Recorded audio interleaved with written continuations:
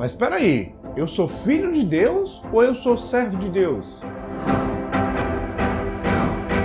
Olá, queridos graça e paz, seja bem-vindo ao Ponto de Equilíbrio. Eu sou Léo Murata e nesse vídeo eu quero falar com você que é filho e servo de Deus.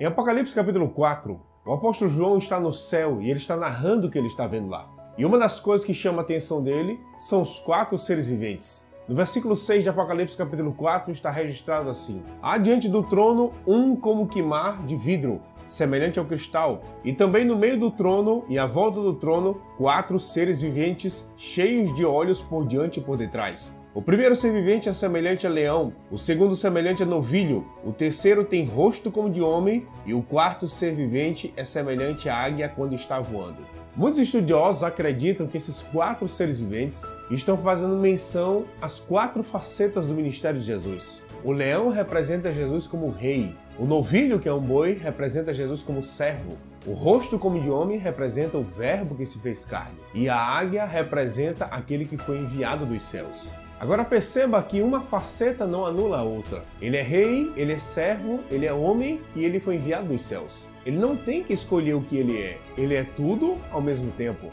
Uma faceta não anula a outra. Em Êxodo capítulo 6, no versículo 3, Deus diz assim: aparecia a Abraão, a Isaque e a Jacó como Deus Todo-Poderoso, mas pelo meu nome, o Senhor, não lhes fui conhecido.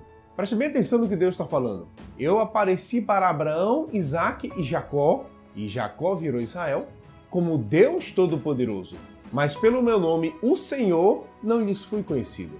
Israel conhecia muito bem esse lado poderoso de Deus. Ele viu esse Deus poderoso abrindo o mar vermelho para eles passarem, fazendo maná cair do céu, fazendo água sair da rocha, codornizes para alimentar milhões de pessoas, coluna de fogo à noite para proteger do frio. Israel viu esse lado poderoso de Deus. Se tinha uma coisa que Israel conhecia, era o poder de Deus. Mas Israel não tinha a revelação do lado Senhor de Deus. Eles sabiam que Deus era poderoso, mas eles não entendiam que esse Deus que é poderoso é Senhor, e esse Senhor deveria ser obedecido. É por isso que constantemente você vai ver da boca dos israelitas saindo a seguinte frase: melhor nos fora ter morrido no Egito, melhor nos fora não ter vindo para cá, melhor nos fora. Nunca você vai ver eles se perguntando o que é melhor para Deus. Não, sempre é o que é melhor para nós, melhor nos fora. Eles têm a revelação de que Deus é poderoso, mas eles não têm a revelação de que esse Deus que é poderoso é Senhor e ele deveria ser obedecido. Esse é um dos grandes problemas quando se conhece apenas um dos lados de Deus e enfatiza-se apenas esta vertente. Ah, mas Deus é meu pai. Sim, isso é uma verdade, mas essa não é a verdade completa. Esse Deus que em Cristo se torna o nosso Pai, ele nunca deixou de ser Senhor. Descobrir Deus como Pai não anula o fato de que Deus é Senhor. Deus não tem que escolher se ele é nosso Pai ou se ele é nosso Senhor. Ele é as duas coisas ao mesmo tempo. E é por isso que nós não temos que escolher se nós somos filhos ou se nós somos servos. Nós somos as duas coisas ao mesmo tempo. No vídeo passado nós falamos como a redenção ela é efetivada na vida de uma pessoa. Em Romanos capítulo 10, versículo 9, Paulo diz que se com a tua boca confessares Jesus como teu Senhor e em teu coração creres que Deus o ressuscitou dentre os mortos, será salvo. Qual é a condição para eu ser salvo? Eu tenho que acreditar no meu coração que Deus ressuscitou Cristo dentre os mortos e eu tenho que confessar Jesus como meu Senhor. Esta palavra Senhor é a mesma que está lá em Lucas, no capítulo 6, no versículo 46, onde Jesus faz um protesto. No seu protesto ele diz assim: por que me chamais Senhor, Senhor, e não fazeis o que vos mando? Senhor não é uma forma educada de chamar Jesus. Senhor significa amo, dono, proprietário. E não é à toa que a Bíblia nos chama de propriedade exclusiva de Deus. A redenção ela é efetivada quando nós confessamos Jesus como nosso dono. E esse dono ele tem que ser obedecido. O próprio Jesus, quando esteve na terra nos evangelhos, ele tinha muito clara essa percepção em sua mente. no Getsemane, que foi o momento mais delicado da sua vida, onde a Bíblia diz que ele estava suando gotas de sangue, ele fez a seguinte oração: meu Pai, se possível, passa de mim este cálice, contudo que não seja feito o que eu quero, e sim o que tu queres. Como ele começa a oração? Meu Pai. Jesus não tem dúvida se ele é filho de Deus. Mas como ele termina a oração? Que não seja feito o que eu quero, e sim o que tu queres. Porque ele nunca deixou de entender que esse Deus que é Pai também é Senhor, e ele tem que ser obedecido. O fato de Deus ser o nosso Pai não muda o fato de que ele também é o nosso Senhor. E esse Senhor tem que ser obedecido. Em Romanos capítulo 8, no versículo 17, o apóstolo Paulo escreve assim: ora, se somos filhos, somos também herdeiros, herdeiros de Deus e co-herdeiros com Cristo. Se somos filhos, somos também herdeiros. O apóstolo Paulo não tem dúvida nenhuma se ele é filho de Deus. Agora, esse Paulo, que tem plena consciência de que é filho de Deus, ele abre a carta aos Romanos, no capítulo 1, no versículo 1, com a seguinte declaração: Paulo, servo de Jesus Cristo, chamado para ser apóstolo, separado para o evangelho de Deus. Paulo não tem dúvida se ele é filho de Deus, mas Paulo também não tem dúvida se ele é servo de Jesus Cristo. Todos nós precisamos equilibrar esses dois entendimentos acerca de Deus. Deus é o nosso Pai, é uma verdade, mas não é a verdade completa. Esse Deus que é o nosso Pai, ele nunca deixou de ser Senhor. E esse Senhor, ele precisa ser obedecido. Na maioria das parábolas onde há prestação de contas, não é um pai entregando algo aos cuidados de um filho. É um Senhor entregando algo aos cuidados dos seus servos. Parábola da vinha, parábola das minas, parábola dos talentos. Rapaz, isso com certeza quer dizer alguma coisa para nós. Você talvez conheça aquela parábola dos talentos, onde o Senhor da parábola chamou 3 servos. Para o primeiro ele deu 5 talentos, para o segundo ele deu 2, para o terceiro ele deu 1 talento. Eu quero ler com você o momento onde o terceiro servo que recebeu 1 talento, ele é chamado para a prestação de contas. Diz assim no versículo 24: chegando por fim o que recebeu 1 talento, disse: Senhor, sabendo que és homem severo, que ceifas onde não semeaste e ajuntas onde não espalhaste, receoso escondi na terra o teu talento. Aqui tens o que é teu. Respondeu-lhe, porém, o Senhor: servo mau e negligente, sabias que ceifo onde não semeei e ajunto onde não espalhei, cumpria, portanto, que entregasse o meu dinheiro aos banqueiros, e eu, ao voltar, receberia com juros o que é meu.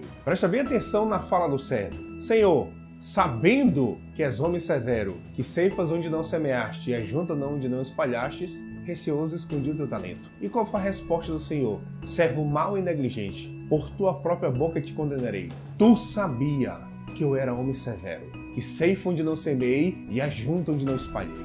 Tu sabias. Ah, mas nós estamos na graça. Eu quero ler com você um texto que está no Novo Testamento, na Era da Graça, escrita pelo apóstolo Paulo, o apóstolo da graça. Romanos capítulo 11, no versículo 22, o apóstolo da graça escreve assim: considerai, pois, a bondade e a severidade de Deus. Para com os que caíram, severidade, mas para contigo, a bondade de Deus. Se nela permaneceres, doutra sorte tu também serás cortado. O apóstolo da graça disse: considerai, pois, a bondade e a severidade de Deus. Se você considera apenas a bondade de Deus e desconsidera a severidade de Deus, você está equivocado com o conceito da graça que você tem. Porque quem disse isso foi o apóstolo da graça. Deus? Severo? Sim, severo. Isso quer dizer que ele é mau? Não, isso não quer dizer que ele é mau. Isso quer dizer que ele vai fazer exatamente tudo aquilo que ele disse em sua palavra que ele iria fazer. Severidade não tem a ver com maldade. Severidade tem a ver com firmeza, com cumprir aquilo que ele disse em sua palavra. Novamente, a fala do servo: sabendo que és homem severo. E com a fala do Senhor: tu sabias que eu era homem severo. Nós sabemos que nós fomos comprados por um alto preço e nós sabemos que haverá uma prestação de contas quando nosso Senhor voltar. E o que nós estamos fazendo com aquilo que nós sabemos? Em 2 Timóteo, no capítulo 2, no versículo 11, Paulo diz assim: fiel a esta palavra, se já morremos com ele, também viveremos com ele. Se perseveramos, também com ele reinaremos. Se o negamos, ele, por sua vez, nos negará. Se somos infiéis, ele permanece fiel, pois de maneira nenhuma pode negar-se a si mesmo. Existem pessoas que elas estão enganadas, pensando que Deus está dizendo assim, que mesmo que eu seja infiel, Deus permanece fiel a mim. Não, irmão. Não é isso que está dizendo. O texto começa, fiel é esta palavra. Se formos infiéis, infiéis a quê? A esta palavra, ele permanece fiel. Fiel a quem? A mim? Não, a esta palavra. Por quê? Pois de maneira nenhuma pode negar-se a si mesmo. E é por isso que Paulo disse, se o negamos, e Paulo está se incluindo, se o negamos, ele por sua vez nos negará. Por que ele vai me negar? Ele não me ama? Ama. E por que ele vai me negar? Porque ele já disse em sua palavra. E ele não pode voltar atrás no que ele diz. A severidade de Deus não tem a ver com maldade, porque Deus é bom em todo o tempo.